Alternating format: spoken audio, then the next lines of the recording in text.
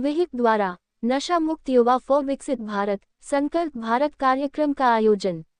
मुरादाबाद विश्व हिंदू परिषद द्वारा केंद्र सरकार के विकसित भारत संकल्प अभियान के तहत * नशा मुक्त युवा फॉर विकसित भारत * जागरूकता कार्यक्रम का आयोजन पंचायत भवन में किया गया। कार्यक्रम का उद्देश्य युवाओं को नशे की बुराइयों से दूर रखकर उन्हें राष्ट्र निर्माण में भागीदार बनाना है। युवाओं को संबोधित करते हुए मुख्य अतिथि डॉक्टर मंजेश राठी ने कहा कि नशा युवा पीढ़ी और देश के भविष्य के लिए सबसे बड़ा खतरा है। युवाओं को नशे से होने वाले शारीरिक, मानसिक और सामाजिक नुकसान के बारे में विस्तार से जानकारी दी। साथ ही खेल, शिक्षा और कौशल विकास से जुड़ने के लिए प्रेरित किया गया। विशिष्ट अतिथि विहिप के प्रांत संपर्क प्रमुख प्रणीत गुप्ता ने कहा, एक नशा मुक्त युवा ही विकसित भारत 2047 का निर्माण कर सकता है।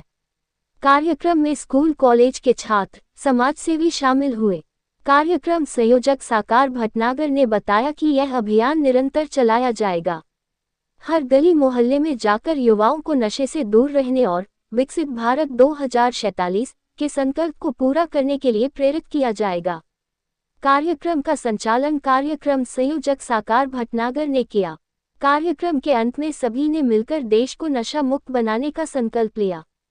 इस अवसर पर मुख्य रूप से कार्यक्रम सह संयोजक कुशाग्र चौधरी, डॉक्टर विशेष गुप्ता, रजत ठाकुर, अनिल चौधरी, अश्वनी सूद, कुशल शर्मा, अक्षत मल्होत्रा, रोहित मदान, प्रकाश आहूजा आदि लोग उपस्थित रहे।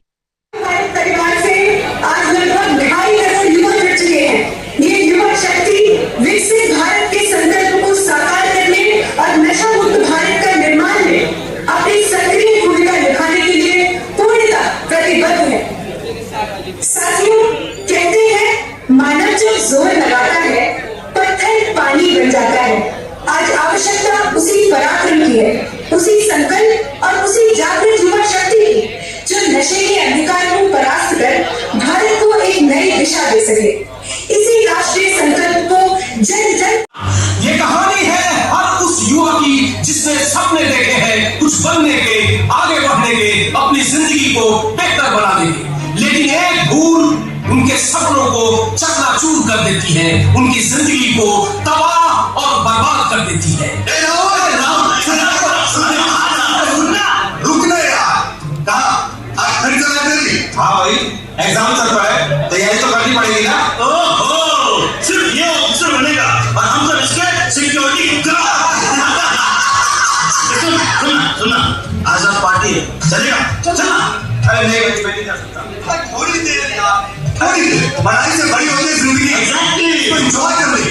और सपने देख, सपने देखने की जो मशीन होती है ना, यानी दिमाग, अबे उसको भी तो छुट्टी चाहिए।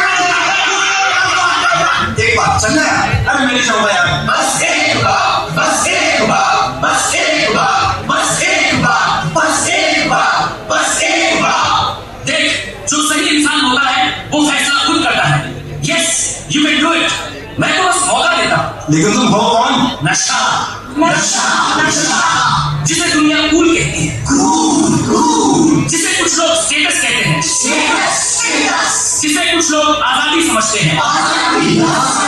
और बाद में मैं बन जाता हूँ लत। और सुन, मैं तो बीड़ी सिगरेट शराब से भी आगे निकल चुका हूँ, गांजा और चरस से भी आगे। मैं तो आजकल सिंथेटिक ड्रग्स के माध्यम से युवाओं को मजे देता हूँ। देख, तुझे पार्टी तक ले आया है, तुझे मेरी जरूरत पड़ेगी, पड़ेगी, पड़ेगी, पड़ेगी। आज के इस नशा मुक्त युवा फॉर विकसित भारत के इस अभियान से जुड़े सम्मानित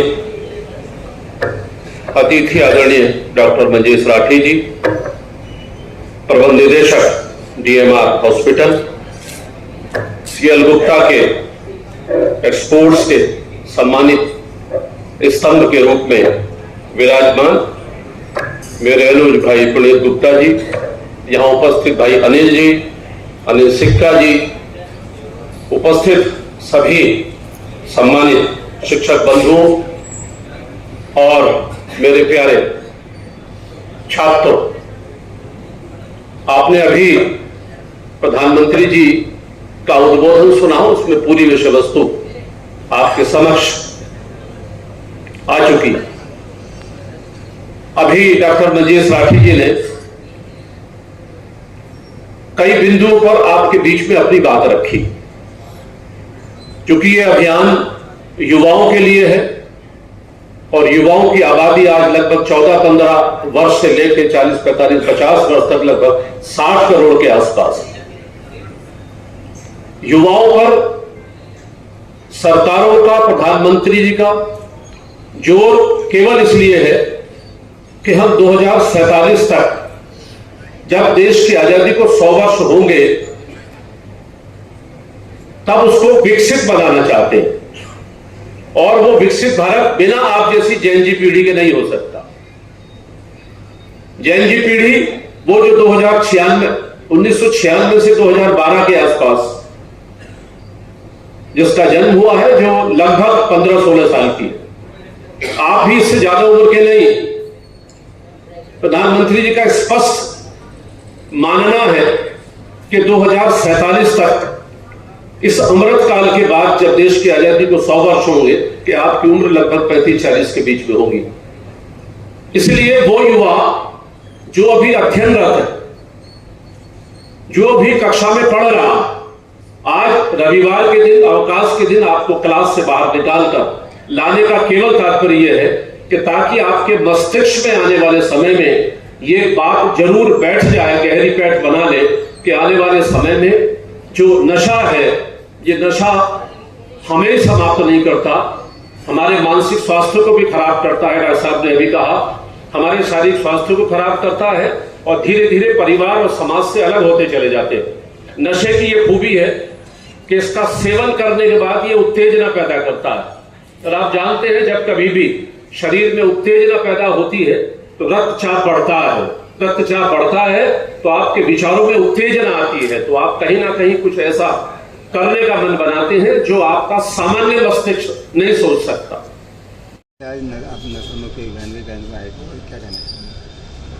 जैसा कि आप सब लोग जानते हैं, हमारा जो स्वास्थ्य है उसके 3 हिस्से हैं: mental health, physical health and social health.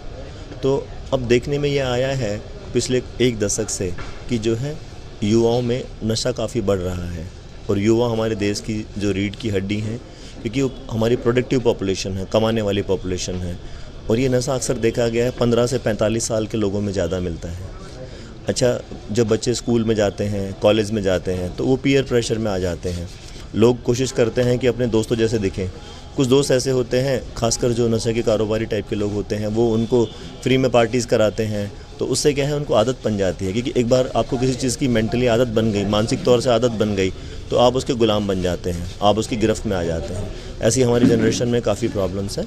तो प्रधानमंत्री का जो आज प्रोग्राम था, जैसा हमने सुना, उनका संबोधन सुना, तो इसका मकसद है कि हमारी युवा पीढ़ी सुरक्षित रहे, मेंटली, फिज़िकली और सोशली उसकी हेल्थ बढ़िया रहे। और जो नशा जो है उसका अभियान, जैसे हर रविवार के दिन प्रधानमंत्री जी ने कहा है, तो उसका अभियान होगा। हम लोगों ने भी काउंसलिंग सेंटर्स खोले हैं ऐसे बच्चों के लिए। तो आपके माध्यम से भी मैं कहना चाहूँगा, ऐसे कोई बच्चे अगर उनको कोई हेल्प चाहिए, उनको काउंसलिंग चाहिए या कोई और परेशानियाँ हैं, पारिवारिक परेशानियाँ हैं, तो आके डिस्कस कर सकते हैं हमारे सेंटर में। धन्यवाद। सर, देखा जा रहा है जैसे एक और पर नशा मुक्त अभियान चल रहा है जी, उसके बावजूद नई दुकानें भी नशे की खोली है, उसके बारे में आप क्या कहेंगे? देखिए, समाज है, उसमें अच्छाइयाँ बहुत सारी हैं। और जैसे कि हर इंसान में अच्छाइयाँ बहुत सारी ऊपर वाले ने बनाई हैं, ऐसे कुछ नेगेटिव पॉइंट्स भी हैं। तो उन्हीं के लिए सब ये चीज़ें बनी हैं। तो हम लोगों को जो ऐसी चीज़ें हैं जहाँ पे नशा उपलब्ध है, उनके लिए अब, क्योंकि हमें अपने युवा को जागरूक करना पड़ेगा। अगर हमारा युवा जागरूक होगा, दुकानों पे जाएगा ही नहीं।